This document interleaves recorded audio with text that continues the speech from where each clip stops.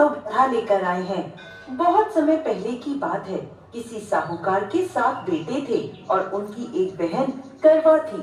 सभी सातों भाई अपनी बहन से बहुत प्यार करते थे, यहाँ तक कि पहले उसे खाना खिलाते, फिर स्वयं खाना खाया करते थे। एक दिन जब करवा चौथ का व्रत आया, तो करवा अपने ससुराल से मायके आई हुई थी। शाम को जब भाई खाना खाने बैठे, तो अपनी बहन से भी खाने का आग्रह करने लगे, लेकिन बहन ने बताया कि आज उसका करवा चौथ का निर्जला व्रत है और वह खाना चंद्रमा को अर्घ देकर ही खाएगी। अपनी बहन को भूख प्यास से व्याकुल देख सबसे छोटे भाई ने पहाड़ी पर जाकर एक दीपक जला दिया और उसे चलने की ओट में रख दिया। वापस आकर अपनी बहन से कहने लगा, बहन, चांद निकल गया है, तुम अर्घ देकर खाना खा लो। करवा भागी भागी अपनी भाभीियों के पास गई और कहने लगी, भाभी चलो, चांद निकल गया, अर्घ देकर खाना खाते हैं। भाभियां सारी बात जानती थी। वो बोली, बाई साहब, अभी आपका चांद निकला है, आप अर्घ देकर खाना खा लो, हमारा चांद निकलने में अभी समय है। करवा भोली भाली भाभियों की ये बात नहीं समझ पाई और चांद को अर्घ देकर खाना खाने बैठ गई। जैसे ही पहला निवाला तोड़ा तो उसे छींक आ गई, दूसरा निवाला तोड़ा तो उसमें बाल निकल आया और तीसरा निवाला तोड़ते ही उसके ससुराल से खबर आ गई कि जैसी भी हालत में है, तुरंत अपने ससुराल पहुँचे। सेठानी करवा को विदा करने के लिए जैसे ही कपड़े निकालने लगी, तो कभी उसके हाथ में काला कपड़ा आए तो कभी सफेद। ये देखकर सेठानी को बहुत चिंता हुई और वह करवा से बोली, बेटा, रास्ते में जो भी मिले उन सबके पैर छूती जाना। जो भी तुझे बूढ़ सुहागन होने का आशीर्वाद दे, तो वहीं अपने पल्ले में गांठ बांध लेना। माँ की ये बात सुनकर करवा अपने ससुराल के लिए निकल गई। रास्ते में जो भी मिला, करवा उन सबके पैर छूती गई। सभी उसे खुश रहो, सुखी रहो, यह आशीर्वाद देते रहे, लेकिन किसी ने भी उसे बूढ़ सुहागन होने का आशीर्वाद नहीं दिया। अब करवा जैसे ही अपने ससुराल पहुंची, तो घर के आंगन में छोटी ननद खेल रही थी। करवा ने जैसे ही ननद के पैर छुए, तो वो बोली, खुश रहो, सुखी रहो, बूढ़ सुहागन हो, दूधो नहाओ, पूतो फलो। छोटी ननद के ऐसा आशीर्वाद देते ही करवा ने अपने पल्ले पर गांठ बांध ली। जैसे ही वो अंदर गई, तो देखती है आंगन में उसके पति का शव रखा था और उसे ले जाने की तैयारी की जा रही थी।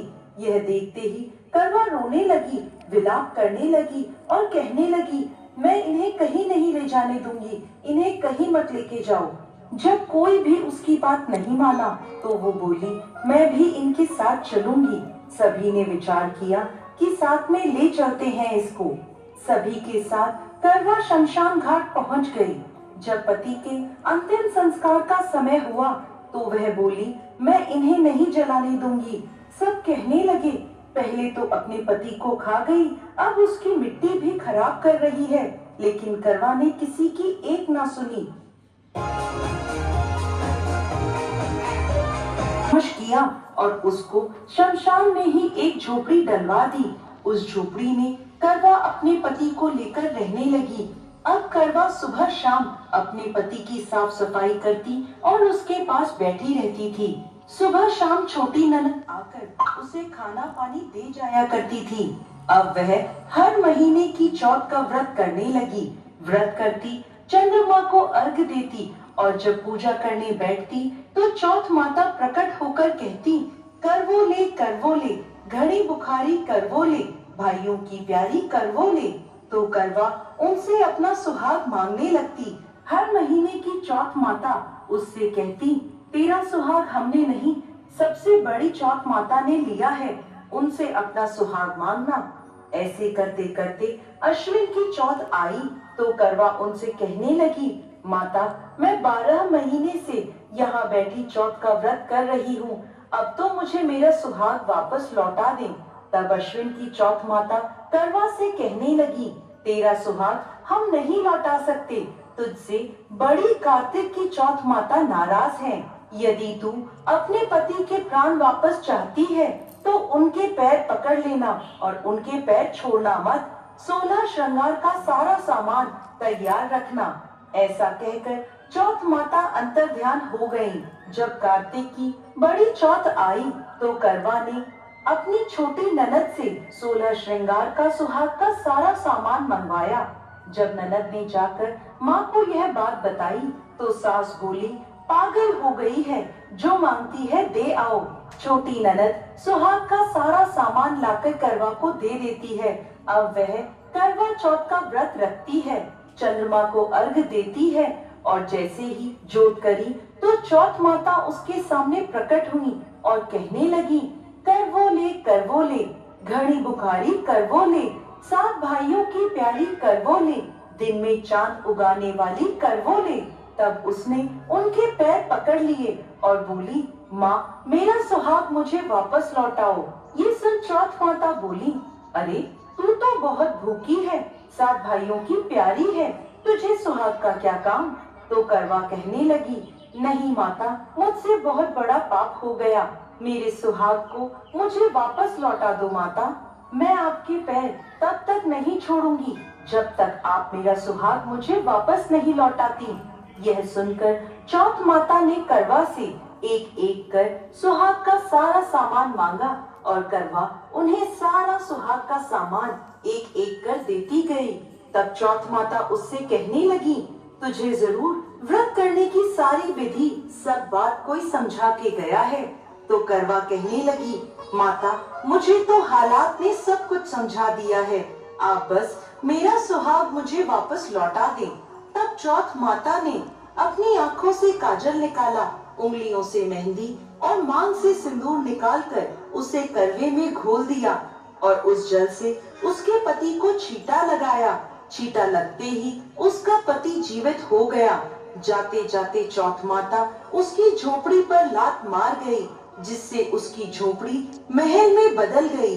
करवा के सब सुख आनंद हो गया।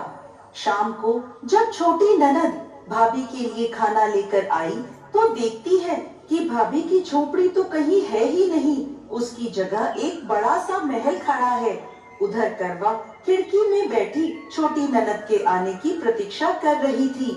छोटी ननद को आता देख करवा दौड़ी दौड़ी उसके पास गई और कहने लगी, देखो भाई साहब, आपका भाई जीवित हो गया। घर जाओ और माता जी से कहो कि गाजे बाजे के साथ हमें लेने आए। छोटी ननद दौड़ी दौड़ी माँ के पास गई और कहने लगी, माँ भाई जीवित हो गया। माँ कहने लगी, अब तक तो वो भाभी ही थी, अब तेरा भी उसके साथ साथ दिमाग खराब हो गया है। तो वह बोली, नहीं माँ, मैंने अपनी आंखों से देखा है, भाई जीवित हो गया है। ये सुन माँ और बेटी दोनों गाजे बाजे के साथ अपने बेटे और बहू के पास पहुँचे। बेटे को जीवित देख सास बहू के पैर छूने लगी और बहू सास के पैर छूने लगी और कहने लगी, माताजी देखो आपका बेटा जीवित हो गया। तो सास बोली, बहू मेरा बेटा नहीं, तेरा पति जीवित हो गया। मैंने तो साल भर पहले ही इसका अंतिम संस्कार कर दिया था, ये तो तेरे भाग्य से वापस आया है। हे चौथ माता, जैसे पहले साहूकार की बेटी के साथ करी वैसे किसी के साथ मत करना, और बाद में जैसे करवा के पति को लंबी आयु दी वैसे ही इस कथा को कहने वाले, सुनने वाले और माता दूसरी कथा सुनाई। ਜਿਹਦੇ ਸੱਤਾ ਭੈਣਾਂ ਦੀ ਸੁਈਆਂ ਚੁੱਪ ਜਾਂਦੀ ਵੀਰਾ ਵਧੀਆ ਮਜ਼ਾ ਆਇਆ ਸੁਣਨ ਥੋੜੀ ਚੀਜ਼ ਲੱਗੀ ਹੈ ਉਹ ਹਾਲ ਕਰੀ ਵੀਰਾ ਵਾਲੀ ਮੇਰੀ ਗੱਲ ਸੁਣੋ, ਵਹਿਮ ਵੀ ਨਿਕਲ ਜਾਏਗਾ। 5 ਮਿੰਟ ਰਹਿ ਗਏ, ਫਿਰ ਕਰਨਾ ਸ਼ੁਰੂ ਕਰਦੇ ਹਾਂ। 6 ਵਜੇ ਸ਼ੁਰੂ ਕਰਨਾ ਹੈ, 15 ਵੀ ਨਿਕਲ ਜਾਣਗੀਆਂ। 5 ਮਿੰਟ ਹੋ ਗਏ, ਇੱਕ ਹੋਰ ਲਾ ਦੇ, ਕੰਪਲੀਟ ਹੋ ਗਈ। ਥੋੜਾ ਹੀ ਲਗਾ ਦਿੱਤੀ ਨਾ ਵੀਰਾ ਵਾਲੀ फिर हमारी वाली लगेगी जो हम सुनते हैं। ਜਿਹੜੇ ਉਹ ਦੇ ਕੇ ਸੱਤਾ ਭੈਣ ਭਰਾਵਾਂ ਦੇ ਨਾਮ ਤੇ ਵੀਰਾ ਤੇ ਉਹਦੇ ਭਰਾ ਉਹ ਕਹਿੰਦੇ ਕਿ ਉਹ ਸਾਰੀ ਦਿਨ ਕਸੀਦਾ ਲੜਦੀ ਦੇਖਦੀ ਹੈ ਸੁਣਿਆ ਉਹ ਅਸਲੀ ਹੈ नहीं वो ठीक हो गया ना। हाँ छेती फर्क पै गई, जगह सही फिर फंडा का। हाँ